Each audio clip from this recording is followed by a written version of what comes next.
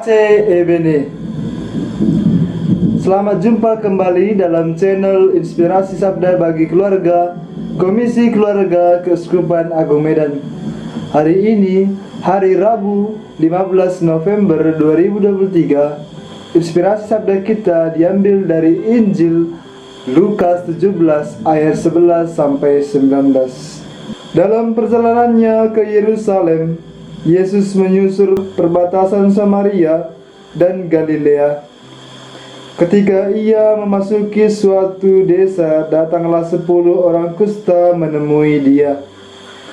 Mereka tinggal berdiri agak jauh dan berteriak, "Yesus, Guru, kasihanilah kami." Lalu ia memandang mereka dan berkata, "Pergilah, perlihatkanlah dirimu kepada imam-imam." Dan sementara mereka di tengah jalan, mereka menjadi tahir. Seorang dari mereka ketika melihat bahwa ia telah sembuh, kembali sambil memuliakan Allah dengan suara nyaring, lalu tersungkur di depan kaki Yesus dan mengucap syukur kepadanya. Orang itu adalah seorang Samaria. Lalu Yesus berkata, "Bukankah ke-10 orang tadi semuanya telah menjadi tahir?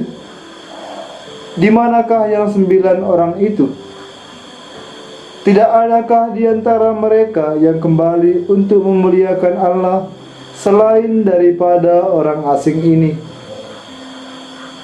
Lalu ia berkata kepada orang itu, "Berdirilah dan pergilah, imanmu telah menyelamatkan engkau." Demikianlah sabda Tuhan. Bapak, Ibu, dan saudara-saudari yang terkasih, sebelum memulai permenungan ini, saya akan menyanyikan sepenggal lirik lagu berikut. Ku mau bersyukur dan mengucap syukur selalu, Tuhan. Ku tetap percaya, ku mau bersyukur dan mengucap syukur selalu, Tuhan. Ku tetap setia. Dari lagu tadi yang baru saya nyanyikan, kita diajak untuk selalu bersyukur, mengucap syukur kepada Tuhan. Begitu juga dengan Injil yang kita renungkan pada hari ini. Dalam Injil dikisahkan bagaimana 10 orang kusta yang disembuhkan oleh Yesus. 10 orang kusta itu sembuh. Dalam perjalanan, ketika Yesus menyuruh mereka untuk pergi memperlihatkan diri kepada imam-imam. Setelah mereka mengalami kesembuhan, hanya 1 orang yang kembali kepada Yesus untuk mengucap syukur dan berterima kasih atas penyembuhan yang telah dialaminya. Itu pun bukan dari kalangan orang Yahudi, melainkan dari orang Samaria. Kita tahu bersama bahwa orang Samaria adalah golongan yang dianggap sesat dan kafir, sedangkan orang Yahudi sendiri adalah umat pilihan Allah. Tetapi kenyataannya orang Samaria lah yang kembali untuk mengucap syukur. Mengapa orang Samaria itu bisa mengucap syukur, sedangkan 9 orang Yahudi tidak bisa mengucap syukur? Hal ini bisa terjadi karena pemahaman yang dimiliki oleh orang-orang Yahudi bahwa sudah sepantasnya mereka sebagai umat pilihan Allah menerima kesembuhan dari Allah. Mereka menganggap memang sudah hak mereka untuk menjadi sembuh, jadi tidak perlu lagi bersyukur. Itu memang menjadi haknya untuk menerima kesembuhan dari Allah. Sebaliknya, orang Samaria yang dianggap sebagai orang yang sesat dan berdosa justru bisa merasakan bahwa kesembuhan itu adalah anugerah, bukan hak. Ia sembuh karena Allah melalui Yesus berkenan menganugerahkan kesembuhan padanya. Melihat kesembuhan sebagai anugerah dan bukan hak, menjadikan orang Samaria tersebut mampu mengucap syukur atas kondisi hidupnya. Bapak, Ibu, dan saudara-saudari yang terkasih, kita diajak untuk selalu bersyukur.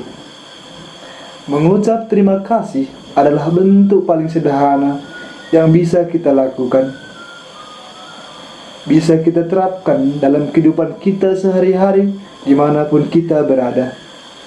Berterima kasih kepada Tuhan atas hari-hari yang selalu diberikannya kepada kita, dan atas segala pengalaman hidup yang selalu kita terima setiap harinya.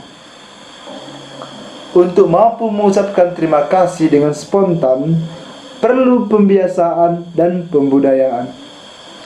Tidak otomatis semua orang mampu mengucapkan terima kasih. Banyak orang yang hanya bisa melihat kejelekan dari orang lain, sehingga tidak mampu untuk mengatakan terima kasih. Dari Injil hari ini, kita diingatkan akan hal yang sungguh-sungguh sangat sederhana. Dari 10 orang yang mendapat karunia penyembuhan, hanya 1 yang ingat untuk kembali kepada Yesus yang memberi penyembuhan dan mengucap terima kasih. Dia bukan sebangsa Yesus. Dia adalah seorang Samaria. Justru orang asing dan tidak beragama yang datang kepada Yesus dan mengucap syukur. 1 dari 10 berarti bagian yang kecil, sementara bagian yang besar tidak kembali. Bisa jadi memang sebagian besar dari kita seringkali lupa untuk mengucapkan terima kasih kepada orang lain, apalagi kepada Tuhan yang selalu memberikan kehidupan kepada kita. Bapak, Ibu, dan saudara-saudari yang terkasih, yang dikasihi Tuhan, setiap hari kita mendapat karunia. Oleh sebab itu, setiap hari juga kita diajak untuk selalu mengucap syukur dan berterima kasih. Mampu bersyukur berarti mampu melihat diri secara positif, begitu juga mampu melihat orang lain dengan baik. Dalam kelemahan dan kekurangan, orang yang selalu mengucap syukur melihat itu sebagai peluang untuk mendapat atau memperoleh kekuatan. Mari kita belajar dari seorang Samaria yang tidak dianggap, justru menjadi orang yang lebih dekat dengan Yesus berkat kesanggupannya, berkat bersyukur dan berterima kasih. Semoga Tuhan senantiasa memberkati kita. Amin.